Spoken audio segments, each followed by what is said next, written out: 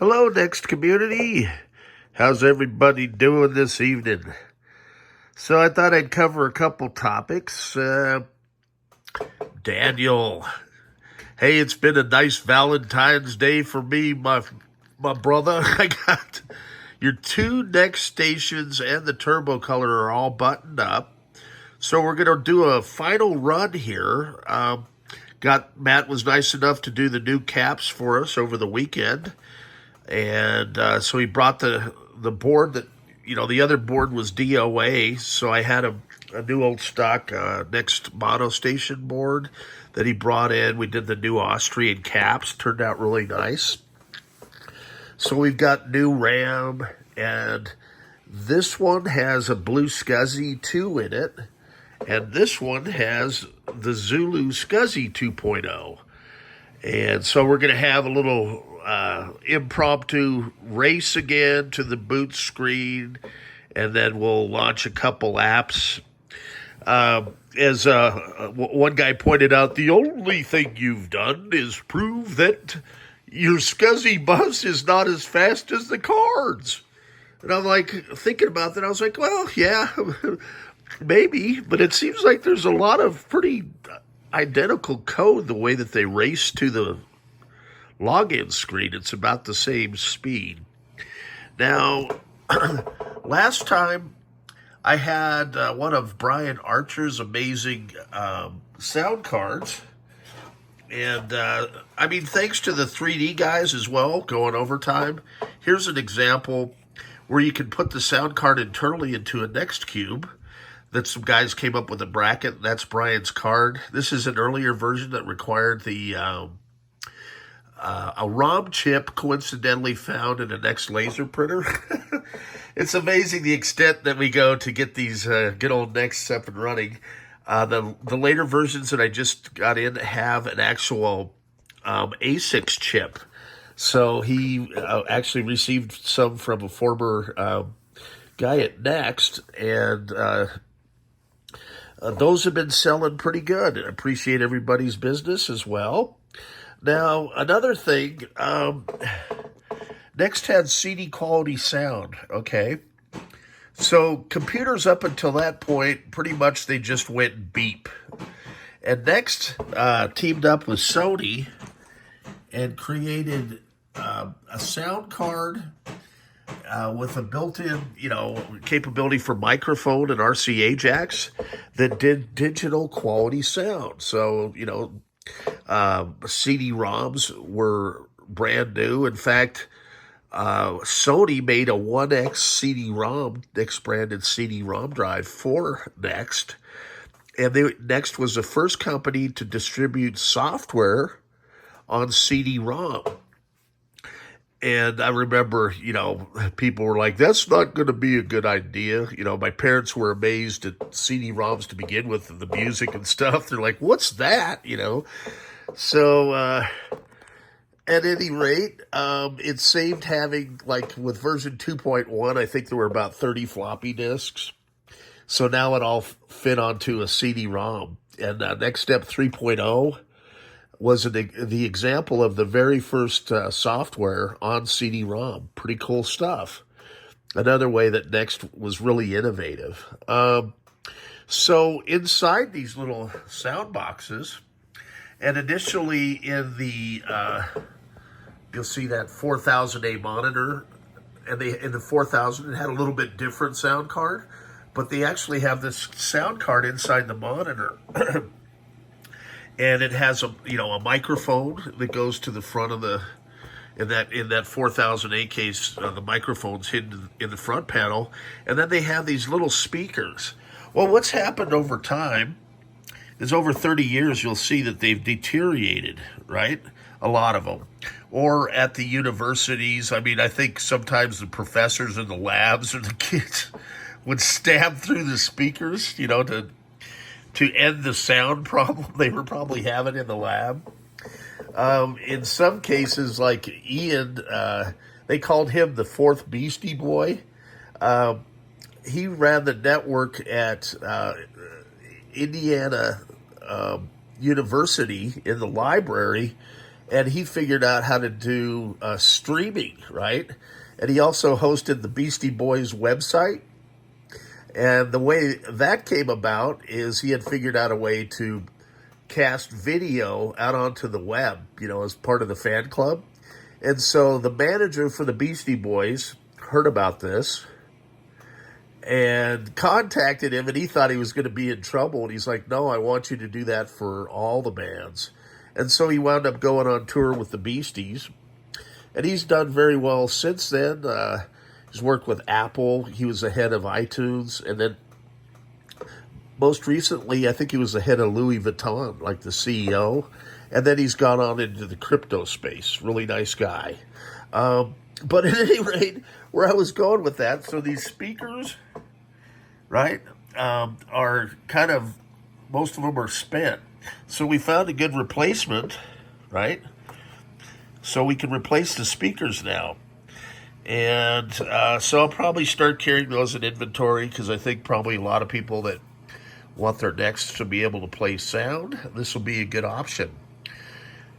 And so I just thought I'd cover that. Now, I'm going to try, and I had a tripod before to start both of these at the same time. So let's see if I can set this phone down here. This will be interesting. Oh, and I've learned how to do Keynote too, so I might be able to start making better videos. So here goes the race. Blue Scuzzy on the left, 2-0, and Zulu Scuzzy on the right, 2-0. 1, 2, 3, go! And they're off. So both systems have new caps on the motherboard, new RAM, new old stock power supplies, new old stock floppy disks. And let's see, we can go ahead. I'm going to go ahead and push in both floppies, right? I've got those working now. I was able for Daniel to find the original floppy mounting brackets. I had some. So it's pretty close right now. It looks like the edge is a little bit to Blue Scuzzy. On the right is Zulu. And let's see, it's getting, yeah, it's still pretty close. And as I say, this isn't very scientific. I'm sure there's benchmarks and stuff like that. Okay, so let's see. And another thing I did for formatting the 32 gig Extreme Pro SD cards, these ones. So my SanDisk is I used XFAT this time. So I had been using FAT32, and I just wanted to see what the difference is in performance as well. Now, I think the one on the left is actually FAT32, and the one on the right is XFAT. And I read a little blurb that said XFAT was optimized for SD cards by Microsoft, released in 2006. And then they released the source openly in 2019. Okay, so let's see what happens when we log in. This ought to be interesting, if I can do it. So we'll do...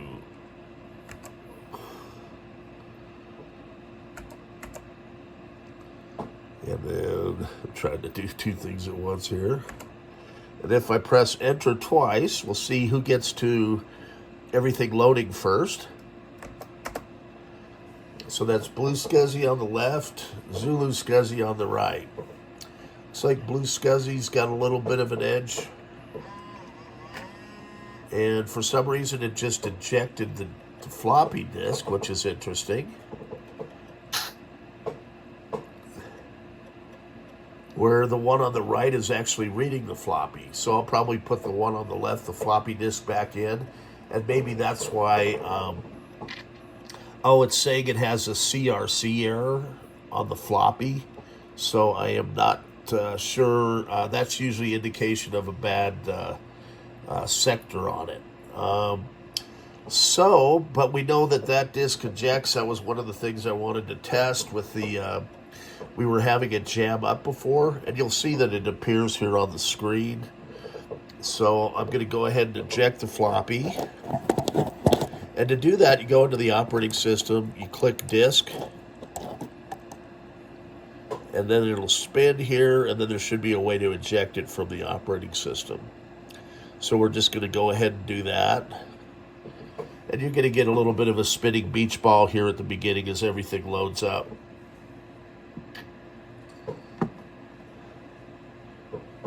Okay, and then we should be able to go over to eject now. And with any luck, it's going to eject that floppy. I'll just let it do its thing. There we go. You have to be patient with these computers, I've learned. Okay, there we go. Disk. And it should give me that little panel. And I've got everything so crammed up here. Okay, there we go. Eject. And then hopefully with any luck, it'll eject that floppy.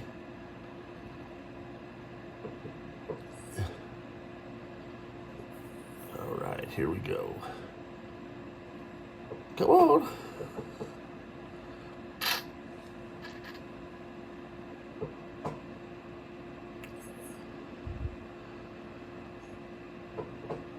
Well, it's loading up the equivalent of 6 hard drives too, so that's why there's a little bit of a lag until everything gets in loaded up, I guess, and connected with the SCSI bus of the Next. And these are the NeXTstations, so it's a 6804 25 megahertz processor. There we go. So that works. That's good. That's a bonus because before they were jamming up. Okay, so on the next test we're going to do, let's go ahead over here. And I'm going to move some stuff out of the way so I can get to the mouse easier. And I'll just do one by one here. I think Daniel's going to be happy with these two systems. Okay, so, and this light is just in the way of everything. Okay, there we go. Now, I'm going to go ahead for a test. I think if we go to local apps 1, right, and we're going to have the dancing skeletons, and it doesn't have a speaker on the left here. Okay, and I'm going to click that to start. And then I'm going to go over to the right and do the same thing. So you'll see the dancing skeletons come out. And I think I've got a way where I can change the music because that default music's kind of annoying. I'd like to put in something other than Marky Mark and the Funky Bunch. But that's for another video. And I'm also going to show you guys how to do a custom login screen. Once I want to get these systems out the door to him. He's been very patient with me. And okay, so we find Halloween down here. And go ahead and start that up. And here comes the music. So hopefully it won't blast us. Okay, to control the volume, you've got it on the keyboard there. And so we've got dancing skeletons now. They both look to be, doing about the same thing. They're really not too choppy. And there's very, not very much lag in the music. So that's good. I mean, this is pretty amazing for 1988 technology. The stations, I think, were introduced in about 1990. And then Next shut down their hardware production line February 9th, 1993. Incidentally, the first day I went to work selling Next computers. And all these years later, 31 years, I'm still doing it. So I'm a veritable miracle, but it's worked out well with my health issues. So I think that's going to be a pretty good demo. I mean, that's like 15 minutes here. Now I can show you. Now when you want to log out, what I like to do is click log out here, right?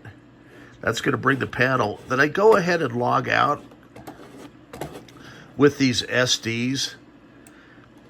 And I recommend, if you're going to have multiple partitions like I do, what you'll want to do is, for each 2 gig partition, I recommend making a backup. So you can back them up, and then when you're dropping them back on an SD card, you want to do 2 gigs at a time. And the reason is the limitation. They never thought there was going to be anything above 2 gig. Now, OpenStep can handle, I think, 4 gig partitions, but I'm kind of staying with NeXtstep.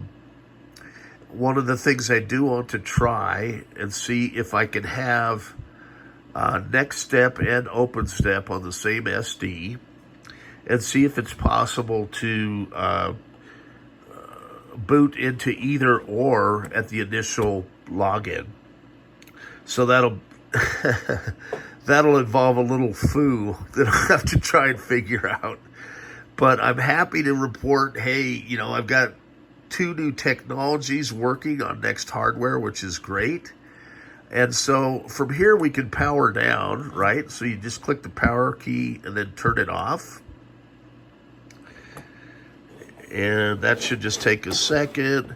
And I'm going to click the power key over here and turn it off. And Daniel, I think these 2 systems have passed the test, and I hope I did as well with everybody. I'm learning, So if you have any input or insight into any of this stuff, I'm always willing to listen, and feel free to comment. Have a good day. We'll talk to y'all soon. Stay tuned. Oh, I've got his turbo color too, so I'm going to test that out next. But I'll probably do that tomorrow. Just wanted to show I've got everything up and running for him, and he has a Cube motherboard we recapped as well with new RAM.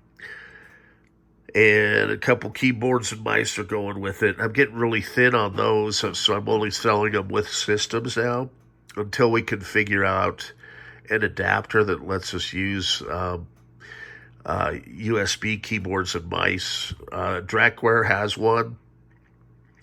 Then you always have to have the sound card, right? Because that's where your keyboard plugs in. And in this case, Brian Archer came up with a way. So that's actually a dual compatible that we've done a little mod in. I had Matt do new caps on it. He's a friend of mine from 30 years. He was a quality control guy over at Celestica Motherboards. But what he does is he goes in, and we had a couple resistors in there, and a mini DIN port for the Next keyboard. And so if you have later model turbo hardware with the V74 chip, you can actually do ADB keyboards and mice. All the earlier Next, about 90% of them were non-ADB. And the later model ADB systems will also accept non-ADB peripherals. And people like them because of the Alps key switches. There are a couple differences in the keyboards as well. This one has a small return key and like a pipe key, which can be used, in Unix. And then they changed the style over to the L key in later versions. This one has this a C symbol, which I'll have to look and see. Maybe somebody out there knows what country uses that symbol. I'll probably look it up, but it's a fairly rare keyboard. I've only seen a couple of them.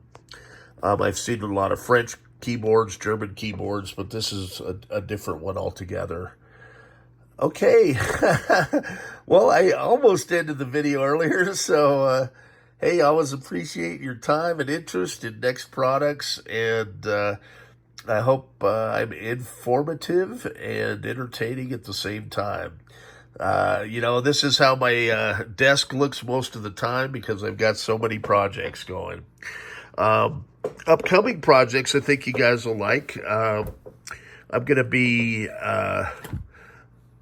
integrating and updating a turbo cube dimension system, and it's pretty neat for Gilles Saunier, who's at MIT, and the system is going to be used in the MIT Media Labs. So this will be kind of fun. And especially once he gets it all set up, we'll probably have videos from there, and I'll get my name on a little plaque. So I'm looking forward to that project and many more.